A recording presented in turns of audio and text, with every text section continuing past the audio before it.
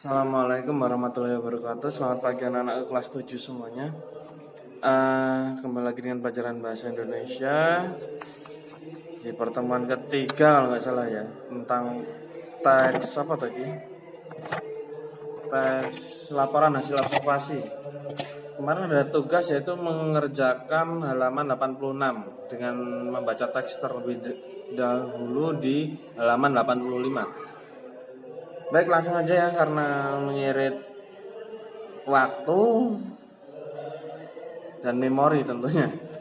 Yang pertama itu apa sih objek yang dilaporkan? Udah jelas di sini yang dilaporkan adalah penyu hijau. Apa saja aspek? Nah, kalian sebentar, kita ingat-ingat dulu. Ini yang ditanyakan unsur pembangun. Unsur pembangun teks LHO itu ada 3: objek, aspek atau bagian, dan kalimat faktual. Nah, yang di pertama ini tadi yang nomor 1 adalah objeknya. Objeknya adalah penyu hijau. Aspek yang disampaikan ya ini, mulai dari ciri fisik, makanan, perilaku, habitat, perkembangbiakan, dan status konservasi. Adapun yang nomor 3 adalah teks kalimat faktualnya. Yang jelas kalimat faktual itu ya kalimat yang sesuai dengan fakta. Di sini jelas sekali terlihat kan, penyu hijau termasuk satwa yang dilindungi sehingga tidak boleh ditangkap atau dibunuh. Ini udah kalimat faktual. Nah, seperti itu. Jadi kebanyakan di sini tuh pastinya menggunakan kalimat faktual. Di sini juga masa perkembangbiakan penyu terjadi setiap 2 sampai 4 tahun sekali. Ini kalimat faktual. Beda kalau kalimat deskripsi. Masa perkembangan penyu itu bagaikan menunggu tetesnya hujan di musim penghujan. Sangat lama sekali. Bahkan hal itu pun tidak tentu terjadi kapan. Ini adalah kalimat deskripsi. Hanya memberikan kesan. Kalau ini kan kalau faktual berarti secara fakta langsung. Masa perkembangbiakan penyu terjadi setiap 2 sampai 4 tahun sekali, jelas seperti itu. Baik, untuk hari ini kita akan belajar tentang struktur isi dan ciri bahasa. Nah, kalau struktur isi itu cuma pernyataan umum dan deskripsi bagian, ya. Jadi di sini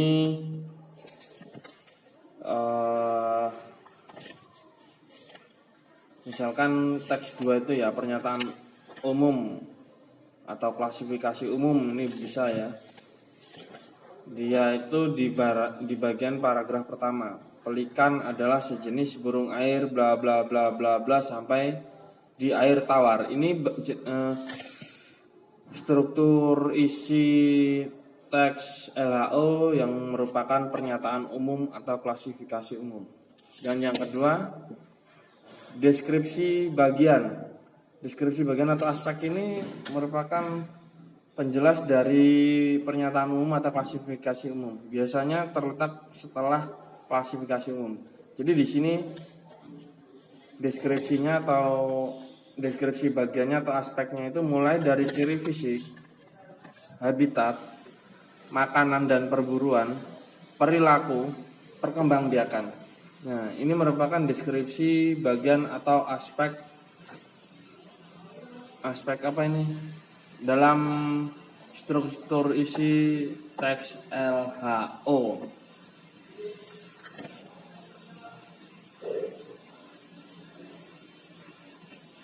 Selain itu, selain pernyataan umum, deskripsi bagian, ada satu lagi struktur isi teks LHO yang bersifat opsional. Opsional ini boleh ada atau tidak.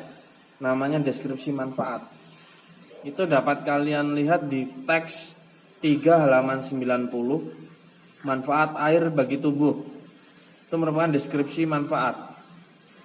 Jadi setelah pernyataan umum, itu pasti ada deskripsi bagian atau aspek, dan yang ketiga adalah deskripsi manfaat. Nah, jadi kalian perlu ingat saja kalau struktur isi teks LHO itu bukan hanya ya, kalau hanya itu satu. Terdapat dua yang pokok, satu opsional. Itu boleh ada, boleh enggak. Yang pertama, pernyataan umum atau klasifikasi umum. Yang kedua, deskripsi bagian atau aspek. Nah, yang bersifat opsional adalah deskripsi manfaat. Lalu untuk ciri bahasa teks LHO itu yang jelas, yang pertama itu pasti menggunakan kata benda, karena kita mengamati suatu objek atau suatu hal. Menggunakan kata sifat. Nah, kata sifat ini untuk mendeskripsikan objek atau suasana yang sedang dilaporkan. Terus kata kerja. Ada lagi istilah teknis di sini, contohnya seperti pelikan putih atau Pelecanus eritrorincos. Wah, susah namanya istilah teknis ya. Bisa juga cairan ekstraselular, ini cairan di luar sel. Nah, ini boleh ini.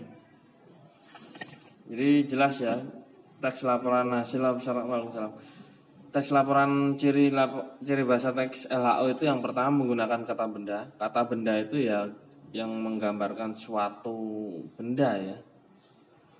Kelas kata yang menyatakan nama seseorang, tempat, atau semua benda dan segala yang dibendakan itu nama, itulah kata benda. Kalau kata sifat itu ya kata yang dapat mendeskripsikan benda, orang, tempat, tumbuhan, dan suasana. Ini kata sifat itu adalah kata yang menjelaskan, mengubah atau menambah arti suatu kata benda yang diikutinya menjadi lebih spesifik.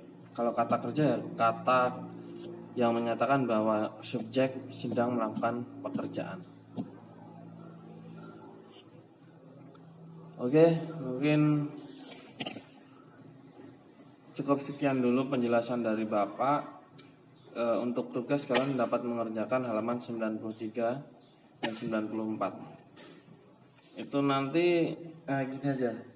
Untuk mengerjakannya supaya lebih paham ya, kalian baca itu depan-depannya itu sambil mendengarkan penjelasan Bapak ini. Ini kalau kalian mendengarkan penjelasan Bapak, bisalah langsung mengerjakan halaman 94 ini. Gampang kok. Itu hanya berisi tentang struktur isi dan ciri bahasa, mulai dari judul, pernyataan umum, aspek, terus keterkaitan aspek dengan objek yang dibahas, manfaat, kalimat faktual, penggunaan kata benda, kata sifat, kata kerja, dan istilah teknis. Oke, billahi taufik wal hidayah. Wassalamualaikum warahmatullahi wabarakatuh. Ya, satu lagi, kalau belum paham kalian bisa langsung WA ke Bapak. Terima kasih.